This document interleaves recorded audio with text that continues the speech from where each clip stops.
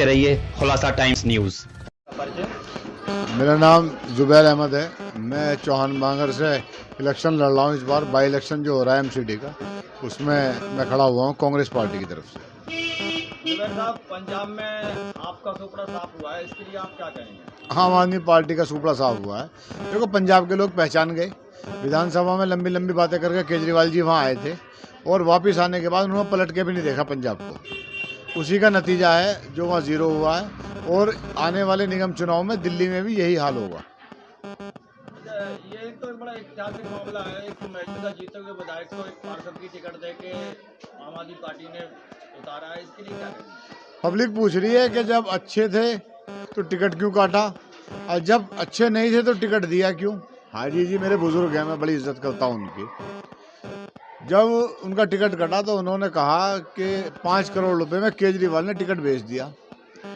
अभी लोग कह रहे हैं कि जब 5 करोड़ में विधानसभा बेचा था तो ये टिकट भी बेचा गया होगा, निगम वाला भी।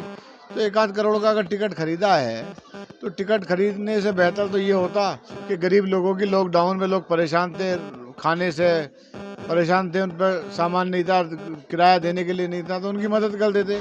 1 करोड़ रुपए अगर उस पर खर्च कर देते तो अल्लाह वैसे ही एमएलए एमपी बना देता उन्हें। तो क्या आपका कहना ये है कि जनता में जनाधारी नहीं है? जब घोड़े से उतर के गधे पे कोई बैठेगा तो जनाधार बचेगा कहाँ। जनाधार कुछ नहीं है ना। ये गुस्सा है लोगों का। आम आदमी पार्टी से इतनी नाराज है पब्लिक कि जगह नहीं मिल रही मीटिंग करने के लिए। आप ये देखो कि पूरी दिल्ली से नेता, 20 जो काउंसलर, 20 जो विधायक, सारे चेयरमैन सब सीलमपुर वार्ड में उतारे हुए, चौहान बागर वार्ड में उतारे हुए। गली गली के अंदर नेता आके ही समझा रहे हैं कि केजरीवाल जी ने कितनी मदद करी लोगों की। जो हमारे इलाके के मौजूदा नेता हैं वो इस बात को नहीं समझा पा रहे, बाहर से आके नेता समझा रहा है। तो आप अंदाज़ा लगा सकते हो कि क्रिकेट में जब खिलाड़ी लंगड़ा हो जाता है तो रनर खड़ा किया जाता है साथ में दौड़ने के लिए। तो रनर दौड़ रहे हैं, जितने भी नेता इलाके के अंदर आए हुए वो सारे रनर का काम कर रहे हैं। वो इधर से उधर दौड़ने का काम कर रहे हैं। कुछ नहीं मिल रहा, पब्लिक बिठा भी नहीं रही, जगह जगह दुत्कार रही है। हालत ये हो गई है कि पब्लिक के पास जाते हैं वो पूछते हैं दंगे में कहाँ थे, कोरोना काल में जब मुसलमानों पर आफत आ रही थी जब तुम कहाँ थे, लॉकडाउन में लोग राशन के लिए तरस रहे थे जब तुम धक्के दे रहे थे। पब्लिक पूछ रहे, जवाब ही नहीं है उन लोगों के पास। आप क्या मैसेज देंगे चौहान बागर पार्टी की जनता के लिए? चौहान बागर का इलेक्शन, अब इलेक्शन जो है वो चौहान बागर वार्ड का बचा नहीं। देखो, अब तक तो इलेक्शन था साफ सफाई का, नाली खरंजे का। अब मैंने जो वादे किए थे 300 कर्मचारी, 150 गलियाँ, अगर मुझे मौका मिलता है तो गली के लोगों से कर्मचारियों की हाजिरी लगवाऊंगा। दूसरा, मैंने कहा था कि लैंटर पे नाजायज़ जो पैसा ये खाते हैं एमसीडी वाले उससे मुक्त करूंगा। फैक्ट्री और दुकानों के जो नाजायज़ चलान होते हैं उससे मुक्त करूंगा। लड़कियों के लिए एक लाइब्रेरी बनवाऊंगा। एक व्हाट्सअप नंबर जारी करूंगा, आपको कंप्लेंट करने आने के लिए की ज़रूरत नहीं है। आप फ़ोटो खींचें, कूड़े का, गंदगी का, टूटी सड़क का आप फ़ोटो खींचें, जाल का, टूटे हुए का, व्हाट्सएप पर डालें, लोकेशन डालें, कर्मचारी आके अपने आप सही करेगा। आपको सिर्फ चाय पीने कार्यालय ऑफिस में आ सकते हो, कंप्लेंट के लिए आने की ज़रूरत नहीं होगी, खुद निगम वहाँ खड़ा मिलेगा। एक मैंने और कहा है कि अगर घर पे आपके मेहमान आते हैं, अगर आपके बच्चे का हकीका है, वलीमा है, निकाह है, लड़की देखने वाले 4 मेहमान भी आते हैं तो अक्सर शाम तक इलाका गंदा हो जाता है। अगर आप उसी व्हाट्सएप पे मैसेज डालेंगे कि आज मेरे घर मेहमान आ रहे हैं तो उस गली की सफाई स्पेशल शाम में कराई जाएगी, गली में चूना लगवाया जाएगा।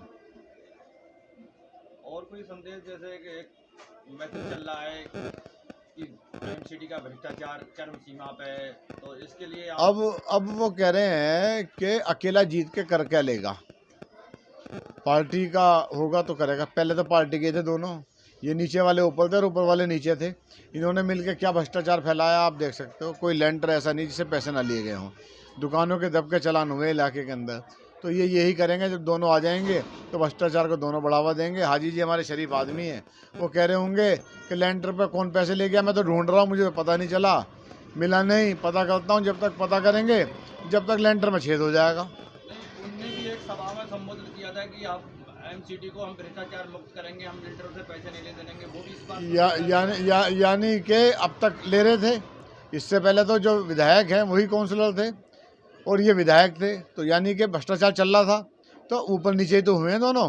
भ्रष्टाचार अगर रोकना था तो जब ही रोक लेते, अब क्यों रोकोगे। ये तो एक्सेप्ट कर लिया ना उन्होंने, भ्रष्टाचार था, लेंटर पे पैसा खाया जा रहा था।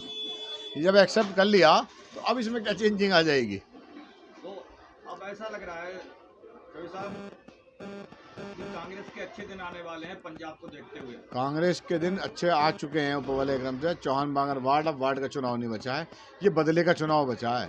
जो अरविंद केजरीवाल ने मुसलमानों के साथ धोखा किया है उसका जवाब दिया जाएगा।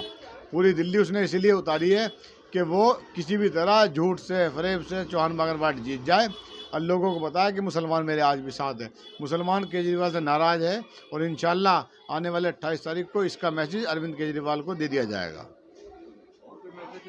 ये बदले का चुनाव बन गया, अब ये चुनाव बचा नहीं है। पब्लिक सबक सिखाना चाहती है। जो आम आदमी पार्टी ने छल किया है टोपी लगा के मुसलमानों के साथ, देखो अमित शाह मोदी से हम शिकायत कर नहीं सकते, ना तो उन्होंने हमसे वोट मांगा ना हमने उन्हें वोट दिया। तो शिकायत तो उससे होगी जिसके साथ हम खड़े थे। शिकायत अरविंद केजरीवाल से है। धोखा अरविंद केजरीवाल ने किया। दंगे में इसने आया नहीं, लॉकडाउन में ये आया नहीं, मरकज़ पे इनने ताला लगवाया, मौलाना साहब पे इनने FIR करवाई। जो हमारे बुजुर्गों को नहीं छोड़ रहा वो आम मुसलमानों को क्या छोड़ेगा। चारों तरफ आप देख लो हिंदुस्तान के अंदर जो आफत इसके एक बयान के बाद अरविंद केजरीवाल के मुसलमानों पर आई है। पूरे हिंदुस्तान में मुसलमानों को कोरोना बम का नाम दे दिया गया। जहाँ मुसलमान दिखता था वहाँ लोग कहते थे कोरोना बम आ गया। और आप खुद बताओ कि मुसलमानों को कितनों को कोरोना हुआ। आप इलाके में सर्वे कर लो। कोरोना तो इनके विधायकों को, इनके मंत्रियों को और खुद को केजरीवाल को हुआ। मुसलमान को तो कोरोना बम हम, कोरोना हुआ इन्हें।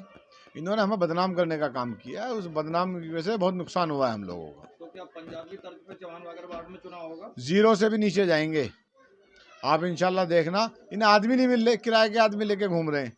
और वो शरीफ आदमी को इन्होंने दुखी कर रखा, बेचारे का बगाए फिर रहे हैं चारों तरफ। अमानुल्लाह साहब और अब्दुल रहमान साहब चारों तरफ में दौड़ा रहे। झूठे इतना झूठा तो मैंने नेता नहीं देखे। कह रहे हैं स्पीच के अंदर कि अब्दुल रहमान साहब मुस्तफाबाद में लोगों की मदद कर रहे थे। अब मैंने पूछा मुस्तफाबाद वाले कहाँ थे? बोले जी वो सीलमपुर कर रहे थे। बस मैंने कहा ना सीलमपुर में मिले ना वहाँ मिले, अपने अपने इलाके में कर लेते दोनों मदद। दूसरी जगह मदद करना क्यों जा रहे थे? पोस्टर लगा के झूठ बोलते हैं। पोस्टर लगाया कि मरकज़ का ताला खुला हुआ है, वह नमाज चल रही है। मैं तो अमानतुल्लाह साहब को इतना शरीफ आदमी समझता था। वक्फ बोर्ड जैसे जिम्मेदार पद पर बैठने वाला आदमी तो बड़ा अहम पद होता है। बड़े बड़े हिंदुस्तान के लोग इस पद पर बैठे हैं और उस पर बैठा हुआ आदमी इतना बड़ा झूठ बोल सकता है, कमाल की बात है। विधायक के कार्यालय से विधवा महिलाएं लॉकडाउन में वापस आ रही थी, उन्हें मदद नहीं मिल रही थी। वीडियो है, धक्के दिए गए, राशन पड़ा सड़ गया, स्कूलों में राशन पड़ा हुआ सड़ गया, दिया नहीं किसी को। हवीज की खोपड़ी है, एक आदमी की मदद नहीं करी। एक संजय ठाकुर जैसे 2 कौड़ी के टुच्चे बदमाश का फ़ोन आ गया तो अब मैं बोलना नहीं चाहता आपके फ़ोन पे कि पेशाब निकल गया नेताजी का। कमाल हो गई। सीलमपुर का नाम बदनाम कर दिया। सीलमपुर के तो बच्चे को 2 गाली दोगे तो वो भी तीसरी गाली पे आपको पकड़ लेगा, गाली क्यों दे रहा है। और हमारे विधायक जैसा इतना मोजिज़ आदमी, इलाके का जिम्मेदार आदमी, विधायक पद पर बैठा हुआ आदमी डर जाए तो शर्म की बात है। हमें बता देते कौन सा संजय ठाकुर है, उसका इलाज हम ही कर लेते। इलाके का नाम तो बदनाम ना करवाते, कम से कम फ़ोन ही काट देते। फ़ोन ही क्यों सुना जब इतना डर था तो। हाँ, जो क्षमता नहीं थी बात करने की तो फोन ही रिसीव नहीं कर रहा। हाँ, नहीं करते भैया। और कोई संदेश है तो संदेश ये है कि एक तरफा पूरे वार्ड को कांग्रेस का बटन दबा के पूरा सपोर्ट करना है और इन लोगों को दिखाना है कि मुसलमान जब आपके साथ होता है तो 100% आपको आसमान पे ले जाता है, और जब मुसलमान नाराज़ होता है तो ज़मीन पे लाने में भी देर नहीं लगाता। इंशाल्लाह यही होगा।